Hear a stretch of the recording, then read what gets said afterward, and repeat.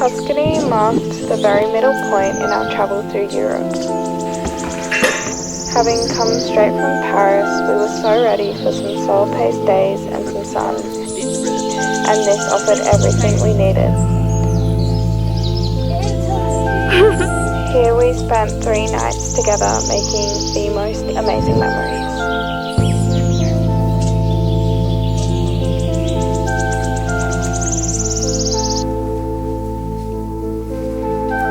Guys, look at our rooms. We just got here. Look at the view. Are you joking me? I haven't even looked out here. Look at our beds. That's crazy.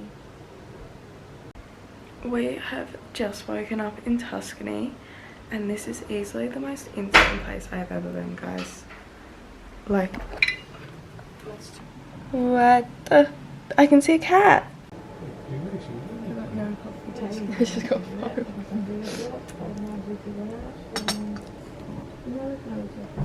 These hour-long breakfasts quickly became our new quotidian as we settled into the lifestyle after traveling through busy cities for the past month.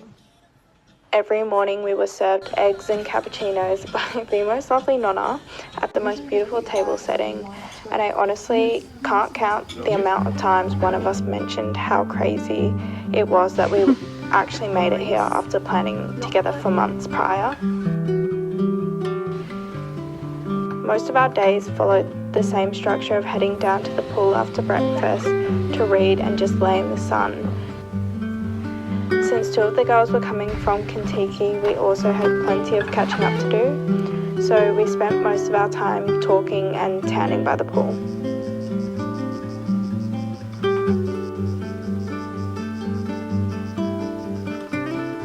During the midday heat, we would go inside the house for a little bit, just to stay in the shade or to have a little snack. But this was probably my favourite part of everything being on the property, because you didn't have to stay out all day in the heat.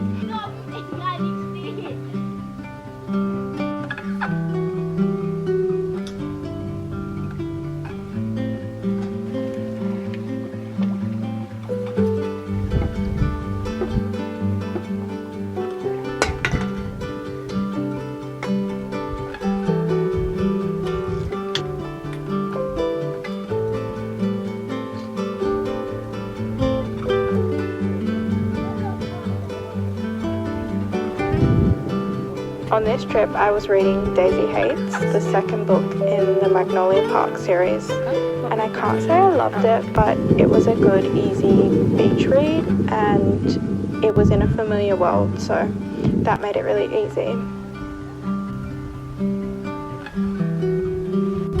I feel like you need these books while you're away, because you're constantly picking it up and putting down the book. And half the time I was talking while reading it, so I'd have to reread the same page over and over.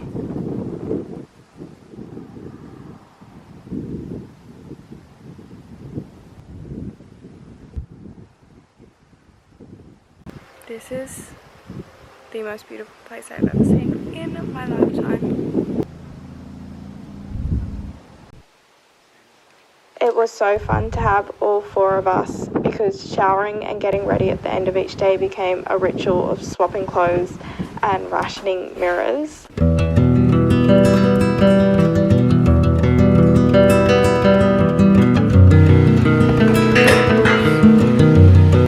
We are getting ready because we've got a 4-course dinner tonight on the property.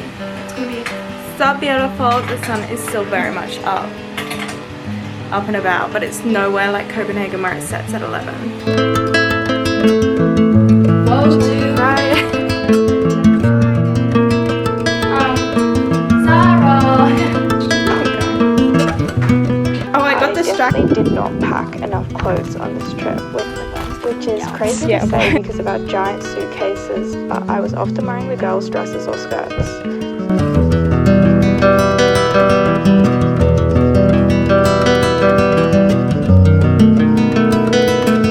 The dinner the first night was so amazing that we had dinner on the property, and it was the most stunning table on the edge of the hill overlooking the vineyard. First course was this bruschetta situation, I don't know, guys, I hope I didn't butcher that. Then we had a tomato pasta, and finally a meat that nobody knew quite what it was, but it was all really, really good.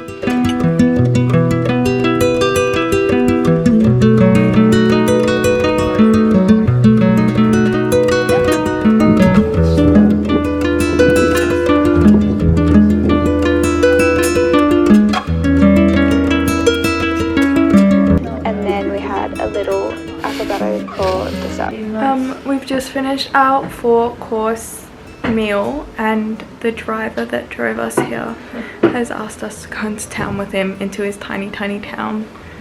He was like, you want to party or you want to chill? I want him to show us a party.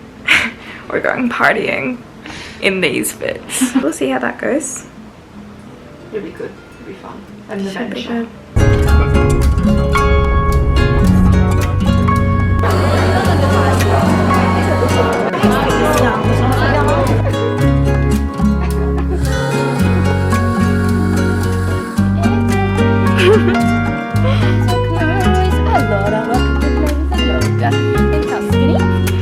Bad translation. That's it.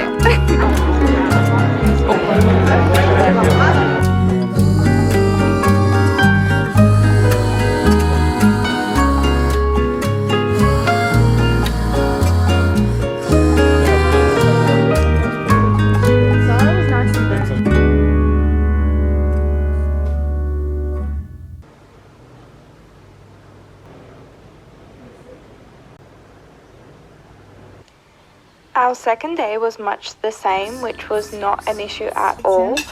For some reason, I couldn't seem to tan though in the European sun quite like I can in Australia. So that was on the agenda for me, because for some reason I was just viciously pale the entire time we were in Tuscany, but we moved.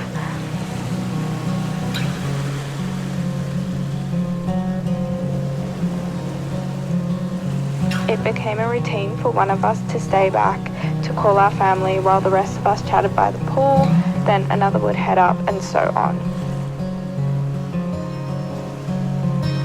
Most people on the property also had cars, but we couldn't seem to hire one because we were under 25, so we were somewhat forced to stay where we were, which definitely wasn't the worst thing. Oh, she's tweeting.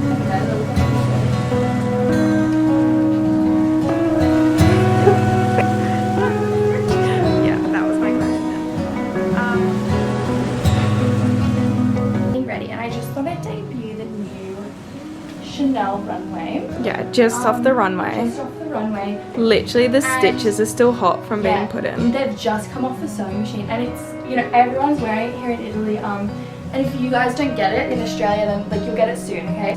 Might auction it. Do you think it's couture? I think a pair of like kitten heels, maybe. Kitten heels, a little red bag, a little red lip, like put a belt on. Yeah, just out in the town, like toddies.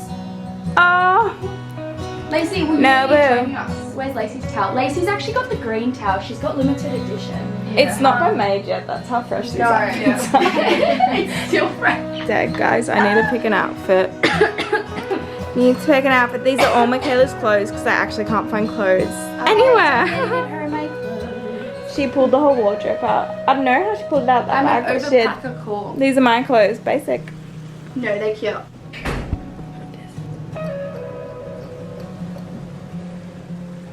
As if that would go on my boobies. Guys, tonight we are going out on the town again. We are going into the little historical town that we went into last night to get dinner, but apparently it all closes down at 10. So we have to be quick sticks getting there tonight. But he's driving us again, so...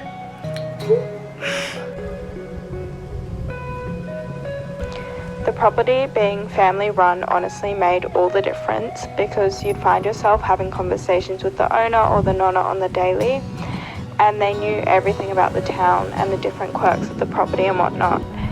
And they were always pretty shocked to hear about the differences in culture They said the morning culture of Australia could not be for them, which I thought was pretty funny.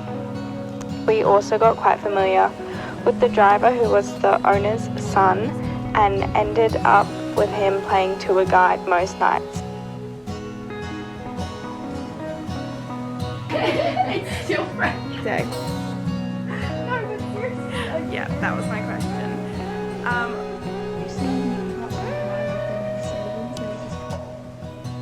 We are not in France anymore.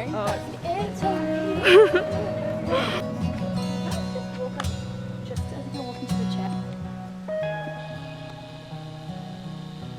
Questi ti pane. Piece of bread. Arrivederci, grazie, buon lavoro, buona serata. On our final night, we headed into town again, having the most amazing local dinner. After a few glasses of wine, we headed into the main square, where we had supposedly the best gelato, although I hate to say it's debatable. Just going on. We just fed gelato. Scared it's her last meal.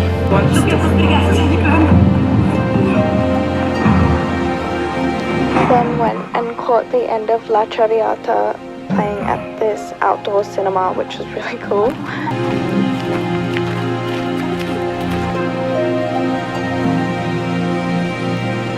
This week was also the week of shooting stars, so we all had our eyes out for any, but I don't think we ended up spotting one.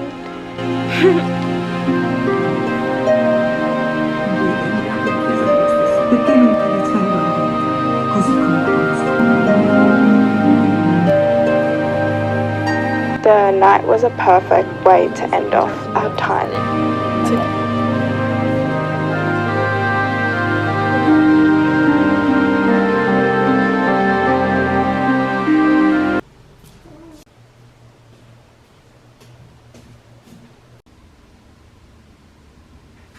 Our final morning we spent taking the last bits of Tuscany.